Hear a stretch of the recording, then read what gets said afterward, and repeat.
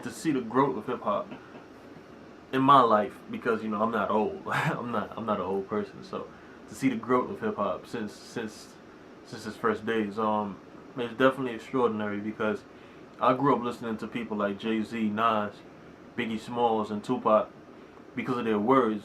Their words was encouraging, where they talked about the struggles growing up in the hood, having nothing.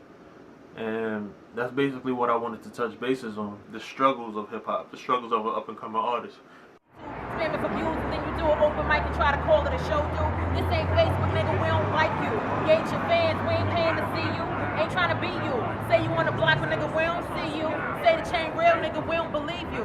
Say the rhymes ill, they be making me sick too. You think the flow tight, then I know you got loose screw. You get a freestyle. I don't go harder, because I already feel like I can go toe to toe with dudes. So it doesn't bother me that I'm the only female. I think the thing that bothers me is that I'm the only female in the sense that no other females come out to like ciphers and stuff. And like even when I go to shows and there might be a female rapper and they do a female cipher, the girls don't come up. And it's like, you just did a rap song, don't you rap? Like, do something. So I feel like they don't fight for it, like they're not as hungry, and that's why our spots get taken. So being heard, that's the only struggle.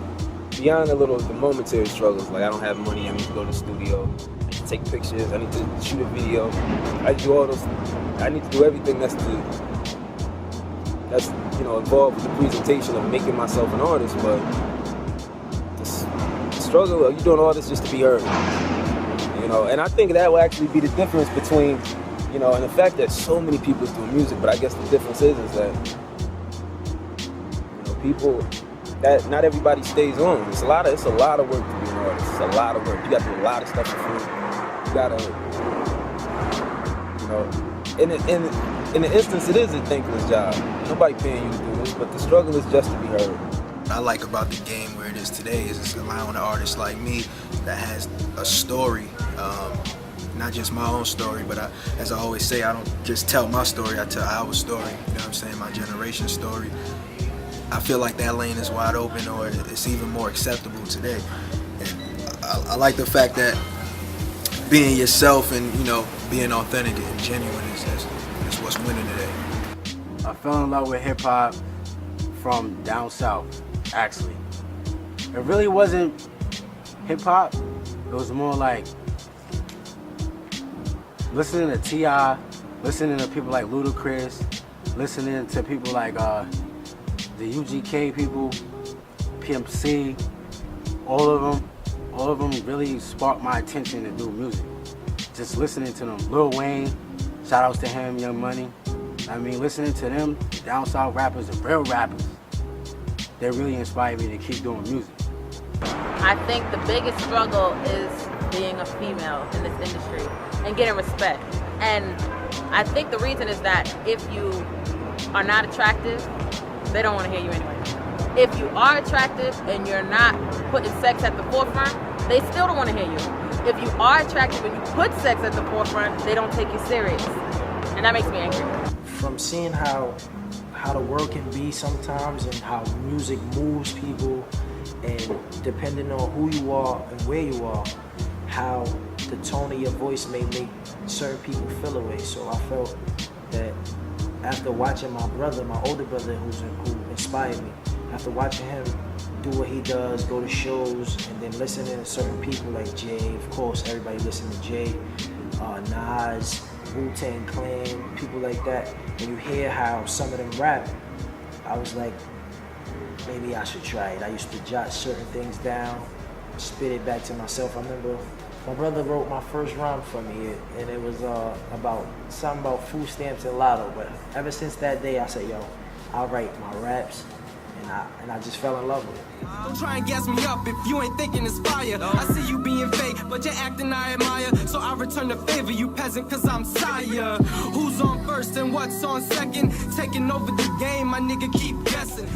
I feel that all hip-hop music has its place. Like, I don't want to be in a club listening to straight Nas every song. I don't want to be thinking in the club. I want to be drinking and having a good time. So, but when I'm in my car, I may not necessarily want to be, nigga, or, or all gold everything. So everything has its place, I necessarily like to hear a combination of both. I love when people can combine turn up music with lyrical ability, flow, and just style and creativity. Back then, they didn't have the social media sites. They didn't have a lot of the resources that we had today. They had beepers and payphones. And they had to really hit the streets and really push their music and stand in front of labels and studios just to get any type of recognition or notice. Now 2013, all you gotta get is one hit video on YouTube, World Star, wherever, get it popping on Facebook, and it takes off by itself, and labels is jumping for you, and it sucks. Yeah, I mean it's a tough game, you know, to try to break into the music industry.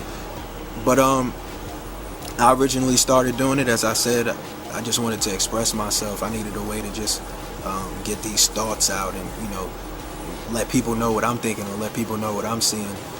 And for me, it's all about passion. I'm passionate about what I do. I think if you're passionate about what you do, you'll never quit. You know, even when it seems like there's no light at the end of the tunnel, the thing that keeps you pushing, well, the thing that keeps me pushing is the fact that I really do feel like this is a God-given talent. I really do have a passion. I really do feel like I have a message.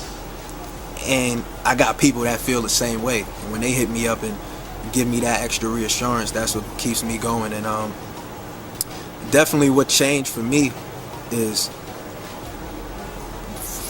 going from a rapper that was just on the street rapping to understanding that this is actually a business. Better still, other niggas hating on me and they never will. Every time they in my way, bet I better kill. All these other niggas talking that they getting it, never gonna get it. That money, yeah, I be flipping it. All these other bitches, they loving me, said I love them too. I don't care, baby, I'm only 22. My number one struggle from day one is it's always hard to get people to take you serious. Because you can be playing ball one day, and then the next day, oh, they say, oh, he rap. Everybody wants to be a rapper now, well, out of the blue. I don't know if that's the new trend, but I've been rapping since I was a little one. And I've used to write. I just always never really had nobody to push me. So I stopped a little bit, and then I started picking up other things, but I came right back to it. No hesitation, because I love all types of music. Go to reach, even if it takes my sleep. My blood, sweat, and tears, homie, cause this mountain steep. But if I keep climbing and I keep striving, I be that bottle cork that I keep popping. I'm like Pinky in the brain, I'm trying to take over. So I arise, this dream chase is in my eyes. Now I'm more humble, plenty of dirt and rocks, I just watch them crumble. My whole movement is hippie classic, which means I'm bringing a whole new sound, a whole new swing, a whole new sound. And basically, what I'm doing is bringing something different, something new, something fresh. I see a lot of rappers, they talking about the same stuff. They degrading women. They talking about all this gangbang, shoot 'em up, all this gang stuff. And it's just not, it's really polluting the whole meaning of hip-hop. It's crazy now that what is accepted, because some of the things that we wear today, you know, it may not have been accepted in hip-hop, you know, back in the 90s. But that's what progression is about, and that's what you know, that's where we at today. My first feeling on hip-hop, I think, well, when I first started listening to hip-hop, my dad, you know, grew up in that era of R&B, so he listened to a lot of R&B. We always listened to Kiss 90, 98.7 and stuff. But he loved like Grandmaster Flash, you know, Curtis Blow. He listened to a couple of them, and that's what I listened to growing up. The first CD he actually bought for me was a Will Smith CD. My message, when I rap, I like to make music that either people can relate to, like whether it's, oh, I just came home, dropped the book bag down, such and such and such, or if it's a feel-good track, everybody want to go out, you know what I mean? Like, it's always that one song or a couple songs that somebody's gonna like and say, yo, I like that. Whether they can relate to it, or if it's just something to make them feel good, to brighten up their day, or if they can relate to it and say, damn, I wish I would have did it this way when I was with this person, or if it's a relationship issues, anything. Like, I just want to make all my music relatable. Simple. Hey man, I keep telling this right stuff. I keep telling you, man. The What are only you thing saying? I'm focused on is this music and these shorties. Sure. Feel me? What's wrong with your man? Hey, I need to get you abroad, dog. That's what you need. I'm good with it. New York City.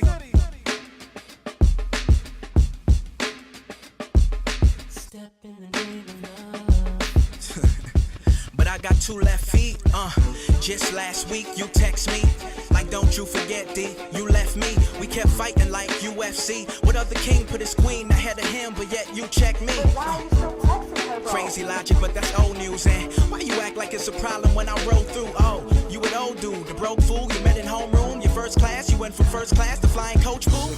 My thing is, yeah, I want you to compare me to the best, but the way I think is, I want to be the best that I can be.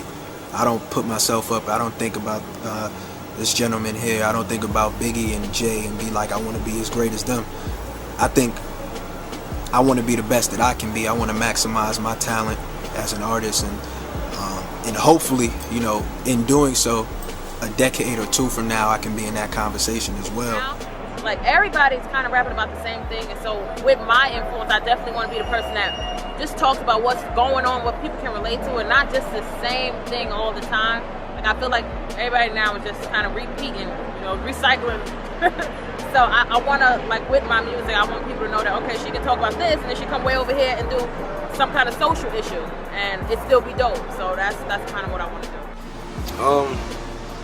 I try to really hit all styles of everything that I'm influenced by. So you got some 90s stuff in there. You got some more updated things.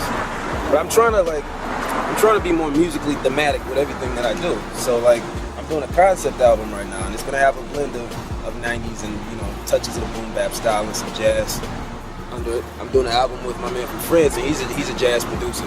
Then after that, it's gonna be more mainstream pop. I guess it depends on where it takes me. I can't really say what my music is. Some of it, I'm guaranteed you've heard it before, but it's my version. It's my reimagining of everything.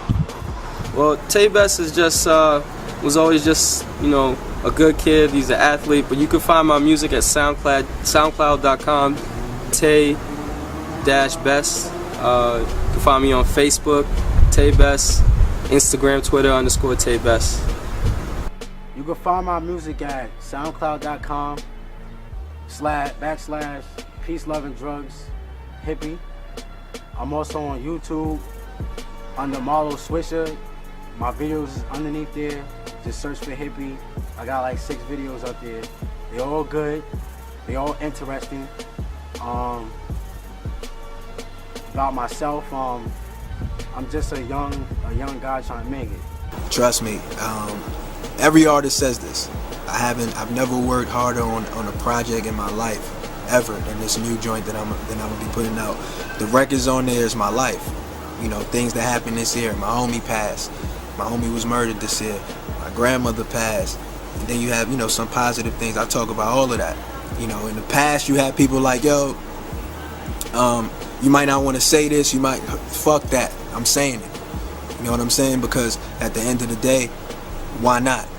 You know, this is my life, and I want y'all to feel exactly what I'm feeling. I don't want to filter nothing. And I don't curse in my music, but the aggression and the energy that's given off, you would think I would. I just want y'all to feel me and hopefully feel some inspiration in the music that I'm making, and connect with me in some way. Shout out Generation Hip Hop, your boy Just B on the check-in, signing off. You're ready.